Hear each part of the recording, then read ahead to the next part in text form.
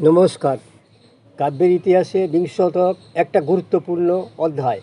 এই শতাব্দীর আর্যসামাজিক জীবন নানা বৈচিত্র্যে ভরা। রাজনৈতিক পালাবদলের বিচিত্র সংঘাত সামাজিক জীবনের পরিবর্তনকে ত্বরান্বিত করেছিল। পালাবদলের বিচিত্র ক্ষণে নদিয়া দেবগ্রামের গোকুলনগর গ্রামে কবি হেমচন্দ্র বাগচির জন্ম 1904 খ্রিস্টাব্দের 17 সেপ্টেম্বর। এই প্রখ্যাত কবিকে নিয়ে ইউটিউবের সাহিত্যে নবদিগন্ত চ্যানেলে আজকের ভিডিওটি হলো কল্লোল যুগের প্রখ্যাত কবি হেমচন্দ্র বাগচি। কবি হেমচন্দ্র বাগচি ছিলেন অবিভক্ত নদিয়া জেলার একজন প্রখ্যাত কবি। 1904 খ্রিস্টাব্দের 17 সেপ্টেম্বর মহালয়ার দিন তার জন্ম নদিয়া জেলার কালীগঞ্জ থানার অন্তর্গত গোকুলনগর গ্রামে বাগচি পরিবারে তিনি জন্মগ্রহণ করেন। তার পিতা ছিলেন রাখাল দাস বাগচি, তিনি জমিদারের সেরেস্তায় চাকরি করতেন। আর হেমচন্দ্র মাতার নাম নীলাজ বরণী দেবী। হেমচন্দ্রের 10 বছর বয়স পর্যন্ত গোকুলনগরে শান্ত পরিবেশে কেটেছে। গ্রামের নাসমার বিল, গঙ্গার নির্জনতা, আমবাগান আর সমবয়সী রাখাল ছেলেদের দলই ছিল তার জীবনের বাল্যকালের সঙ্গী। হেমচন্দ্রের 10 বছর বয়স যখন রাখাল দাস বদলি হন ক্যানিংয়ে, পরিচিত গ্রাম্য পরিবেশ পেছনে ফেলে হেমচন্দ্র চলে এলেন ক্যানিংয়ে। তখন নিঃসঙ্গ হেমচন্দ্রের মন জন্মভূমির স্মৃতিতে ভরে থাকত। ক্যানিংয়ে বিদ্যাধরী নদীর ধারে ধারে হেমচন্দ্র মাঝে মাঝে ঘুরে বেড়াতেন। তার বালক মনে গোকুলনগরের নাসমার বিল যেমন ক্যানিংয়ের বিদ্যাধরী নদীও তেমন সমান আকর্ষণ করত।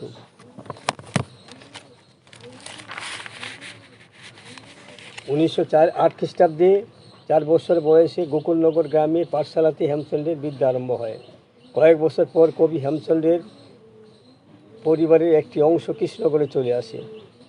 1912 খ্রিস্টাব্দে কৃষ্ণনগর কলেজিয়েট স্কুলে 4th শ্রেণীতে তাকে ভর্তি করা হয়। 6ষ্ঠ শ্রেণীতে পড়াকালীন হেমচন্দ্র বাগচি স্বরচিত কবিতা তৃষিত কৃষ্ণনগর কলেজিয়েট স্কুলের ম্যাগাজিনে প্রকাশ পায়। এরপর হেমচন্দ্র বাগচি 1921 খ্রিস্টাব্দে প্রবেশিকা পরীক্ষায় প্রথম বিভাগে উত্তীর্ণ হন। এরপর কৃষ্ণনগর গভর্নমেন্ট কলেজে বিজ্ঞান বিভাগে ভর্তি হন এবং যথাযোগ্য মর্যাদার সহিত আইএসসি উত্তীর্ণ হন 1925 খ্রিস্টাব্দে। এরপর কলকাতা তিনি বঙ্গবাসী কলেজ থেকে বিএ পাস করেন। 1921 খ্রিস্টাব্দে তিনি কলকাতা বিশ্ববিদ্যালয় থেকে বাংলায় এমএ ডিগ্রি লাভ করেন। তারপর তিনি 1931 খ্রিস্টাব্দে কলকাতা বিশ্ববিদ্যালয়ে সংস্কৃত নিয়ে এমএ ডিগ্রি অর্জন করেন। 1928 খ্রিস্টাব্দ থেকে 1931 খ্রিস্টাব্দ পর্যন্ত পড়াশোনাকালী কল্লোল, কালীকলম, প্রগতি, প্রবাসী, উত্তরা, মৌচাক, শনিবারের চিঠি, কবিতা, রামধেনু, বঙ্গশ্রীর মতো পত্রিকায় নিয়মিত তার কবিতা প্রকাশিত হয়। 20 দশকের শেষের দিকেই কবি হেমচন্দ্র বাগচির জীবনে একটা বড় পরিবর্তন এসেছিল, যখন তিনি কবিতা লেখার পাশাপাশি প্রকাশনা জগতেও প্রবেশ করেছিলেন। 1934 খ্রিস্টাব্দে কলকাতার কর্নওয়ালিস স্ট্রিটে তিনি বাগচি অ্যান্ড সন্স নামে একটি প্রকাশনী সংস্থা গড়ে তুলেছিলেন। 1935 খ্রিস্টাব্দে হেমচন্দ্র বাগচির প্রথম কাব্যগ্রন্থ দীপন্বিতা বাংলা সাহিত্য একটা নতুন ভাবের প্রবর্তক রূপে চিহ্নিত হয়েছিল। কাব্যগ্রন্থ প্রকাশের পরেই হেমচন্দ্রের কবি খ্যাতি সেদিন শান্ত, স্নিগ্ধ, শুচিশুভ্র, বিরহস্মৃত প্রভৃতি বিশেষ গুণগুলি যুক্ত হয়ে গিয়েছিল। 1931 থেকে 1941 খ্রিস্টাব্দ পর্যন্ত তিনি বাংলা একাধিক স্কুলে শিক্ষকতা করেন। 1932 সালে তিনি ভবানীপুর পদ্মপুকুর ইনস্টিটিউশনে বাংলা শিক্ষক হিসেবে যোগদান করেন। 1933 সালে তিনি বিটি পাস করেন। 1935 খ্রিস্টাব্দে অগ্রহায়ণে কবি হেমচন্দ্র বাগচির প্রথম কাব্যগ্রন্থ দীপন্বিতা প্রকাশ পেয়েছিল। দীপন্বিতার সেই সংস্করণ এখন প্রায় দুষ্প্রাপ্য, যার মুদ্রিত বিনিময়ের মূল্য ছিল মাত্র 1.5 টাকা। মহানগর কলকাতার বুক হেমচন্দ্রের প্রকাশনী সংস্থা বাগচি অ্যান্ড সন্স বেশ কদিন ভালোভাবেই চলেছিল। 1337 বঙ্গাব্দে শ্রাবণ মাসে হেমচন্দ্র বাগচির প্রকাশিত বাগচি অ্যান্ড সন্স থেকে কবি করুণানিধান বন্দ্যোপাধ্যায়ের শতনরী কাব্যগ্রন্থটি প্রকাশ করেন। এরপর 1939 বঙ্গাব্দে হেমচন্দ্র বাগচির দ্বিতীয় কাব্যগ্রন্থ তীর্থপথে প্রকাশ পায়। এ সময় কবি হেমচন্দ্র বাগচির সাহিত্য জীবন ছিল মধ্য গগনে। তার কর্মমুখ জীবনে এই সময় একই সঙ্গে বহু কাজ চলছিল। 1334 বঙ্গাব্দে হেমচন্দ্র বাগচির লেখা মায়া প্রদীপ প্রকাশিত হয়। এটি ছিল ছেলে মেয়েদের গল্প। বর্তমানে এটি দুষ্প্রাপ্য। এর প্রকাশকাল নিয়েও সংশয় রয়েছে।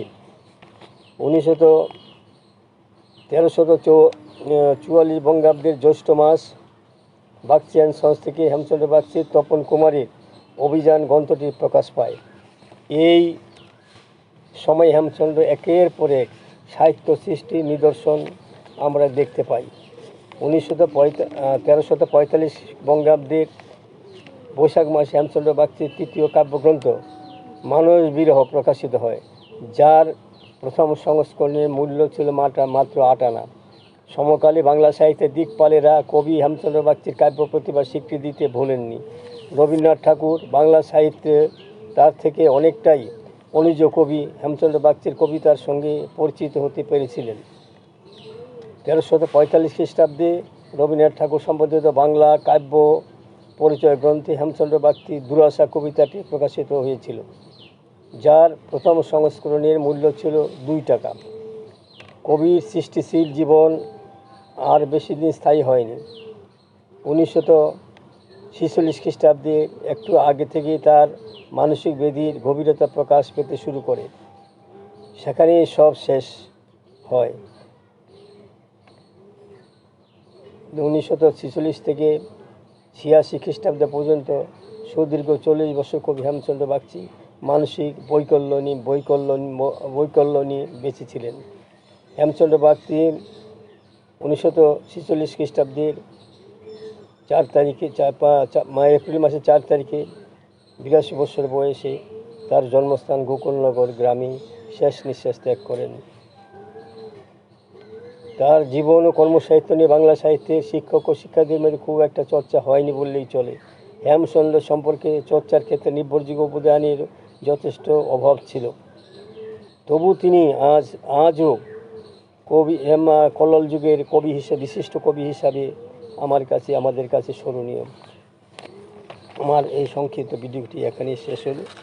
যদি আপনার ভালো লাগে সাবস্ক্রাইব, শেয়ার এবং লাইক করতে ভুলবেন না যেন।